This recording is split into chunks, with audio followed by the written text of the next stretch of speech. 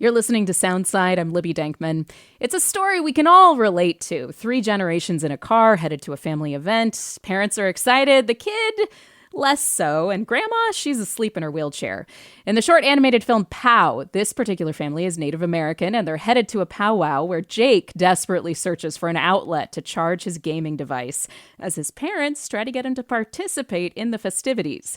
POW is a funny, touching slice of young life for Native Americans. It will be screened both this weekend at the Tulalip Reservation and next week at SIFF as part of the Family Picture Show. And here to talk about the inspiration behind the short is filmmaker Joey Clift. He's a comedian, Emmy and Peabody nominated TV writer, director, as well as an enrolled member of the Cowlitz Indian Tribe. Thanks for being here, Joey. It's so great to talk with you. I loved the short film. Well, thanks so much for watching it. And I got to say, the Peabody nomination is new. So every time I hear it, I'm just like, oh, yay, that is an accurate thing about me. So tell me about the inspiration behind the short. I mean, how much of yourself is put into this? Were you ever the kid at the powwow who would rather be playing video games? Oh, yeah, absolutely. This short film is based really largely on my life. It's so I grew up on the Tulalip Reservation. I'm an enrolled member of the Cowlitz Tribe. And basically, I was the kid where my mom would drag me to powwows constantly growing up. And I spent a lot of that time just kind of sitting in the bleachers playing Game Boy.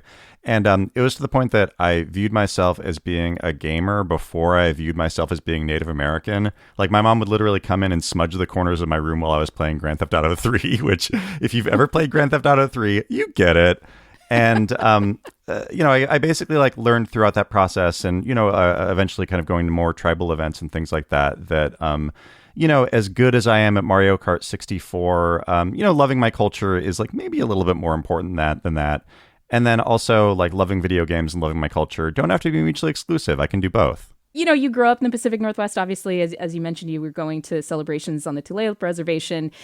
Talk to me about how some of those memories showed up in the animated film that you just are putting out. So I think that this film it's really just a representation of, my life and the things that I love. And I tried to really make the short as authentically as possible. So the mom in the short is wearing a woven cedar hat, which is something that traditionally members of the Cowlitz tribe wear. The dad is Cherokee, and he's wearing a traditional Cherokee ribbon shirt.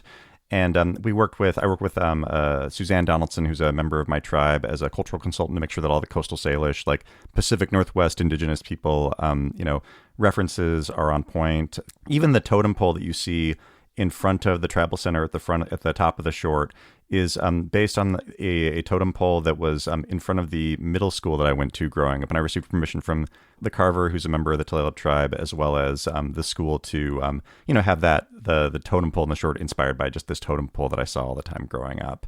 And, it's a mix of a lot of different art styles. Growing up, I really loved video games. You have some 16-bit sort of, pixel graphics at the start. My mom is an artist in the Pacific Northwest. She paints a lot of murals and stuff like that. So I made it a point to have the main chunk of the short inside of the powwow be in watercolor painting, sort of as a reference to my mom's art style. The later part of the short is animated in ledger art, which is this traditional Plains native art style. And, it's just something that I realized in making this short is that this is probably one of the first times that a powwow has ever been animated in a contemporary sense. This is probably one of the first times that ledger art has been animated. I'm sure this is the first time that a fry bread cook has been used as a running joke in an animated short. And, it was really important for me knowing that I had the resources and opportunity to make this, to really swing for the fences and just make, this as cool and personal yet universal as I possibly could. It struck me as I was watching it that I was getting some references, but a lot of stuff was kind of flying at me that, wasn't necessarily something that I would get from my personal experience, but somebody who grew up going to powwows would totally get.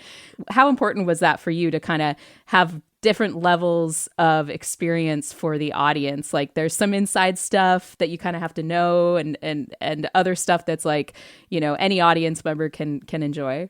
Well, I grew up loving shows like The Simpsons, and which, weren't necessarily reflective of my culture particularly, but just as a kid who loved jokes growing up, these just amazing, masterclass physical comedy things, Pixar shorts, Looney Tunes shorts are kind of in that bucket too.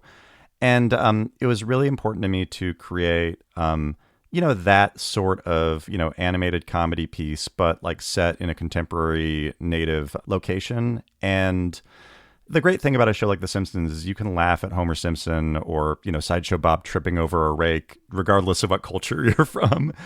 And yet, if you were a part of that culture, you find so many like really great in-jokes that like you might not necessarily catch if you're not part of that culture. Or there's like political references, that like a kid might not get, but an adult does. And yeah. Oh yeah, like we had like a largely indigenous team working on the production, and I had a Morgan Thompson, who's a really fantastic member of the Cherokee tribe and an animation artist.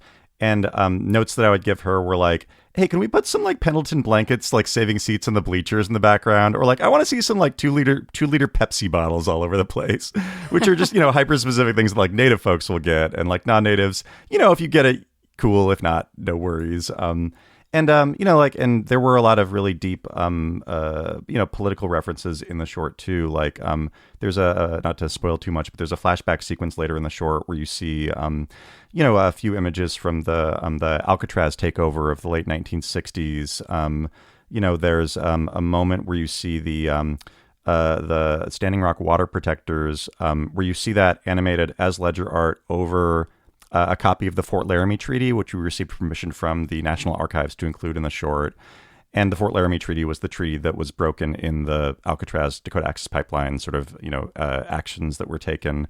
And something that I'm really proud of is we actually have, if you watch the short, actual audio from the Standing Rock protests that we received permission from a really great documentary crew who was on the scene on some of the more intense days of those actions. And we included that in this, short that's 8 minutes long and largely full of physical comedy beats, because it really was important for me to like have the emotional beats hit and feel real, and for it to feel as like authentic as possible, even if you might not necessarily catch that, upon first watch. Yeah. And like you say, it transitions between these animation styles where it's almost like the depth of feeling or the depth of meaning of some of the scenes, are treated with different art styles, like more appropriate to like the person whose story is being told. I don't know. It's very cool the way you chose to swap between styles that way.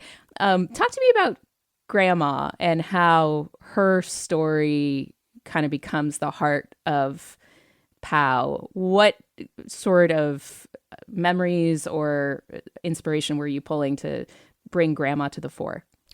Thanks so much for asking about that. So, the grandma character, when I was in my 20s, I did an internship with my tribe for a PBS News program series called Northwest Indian News. And part of that involved going to different tribal events and helping kind of cover them for the news program. And, something that was a really big, like, I think, awakening for me about the importance of native culture is going to all these tribal events where I essentially was just like looking for places to charge my cell phone all across the Pacific Northwest while I was, filming these things. But in doing that, having a lot of really great conversations with other native folks about like, native identity, native culture, native activism, just like what it means to be native. And it kind of reframed the conversations that I had with my mom when I was a little kid, where she'd be dragging me to powwows. Of realizing that like powwows in, native culture, that's not just something that my mom is into. It's like something that, hundreds of years of generations of native folks have fought, like our, forced erasure, attempted genocide and all that for our culture to still exist. So my mom inviting me to a powwow isn't just her trying to like bore me on a Saturday morning.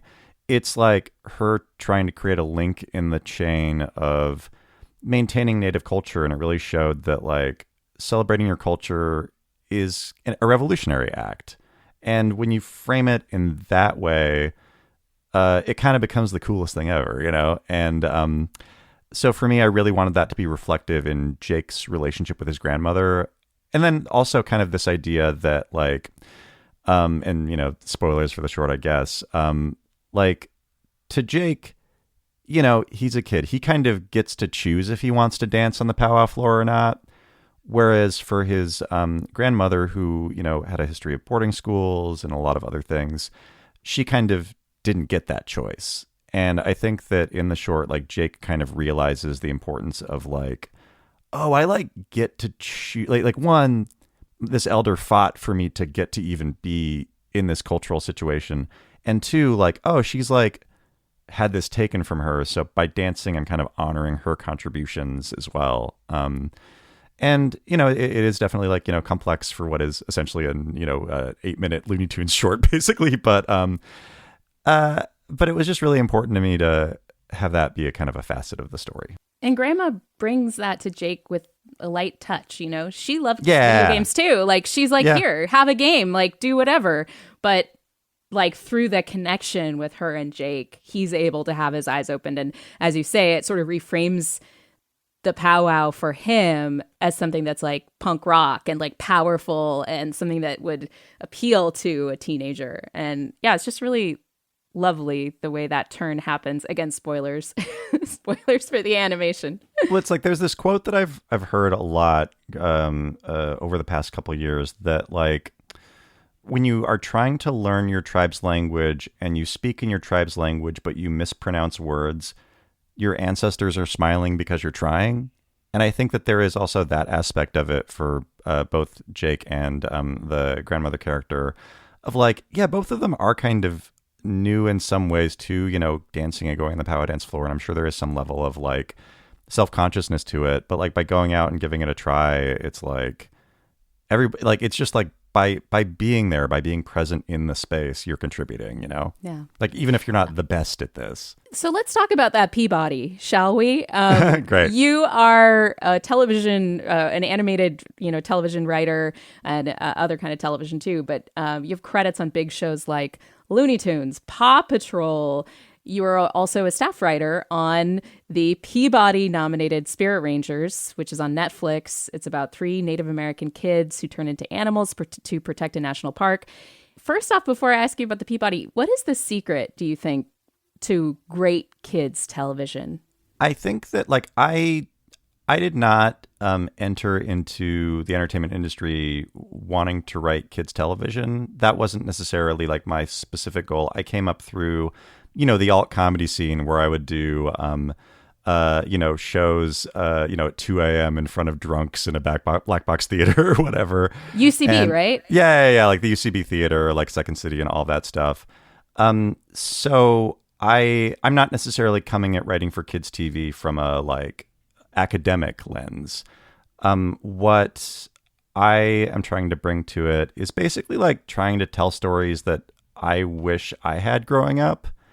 And that's something that I think was really, you know, really universal working on the show Spirit Rangers.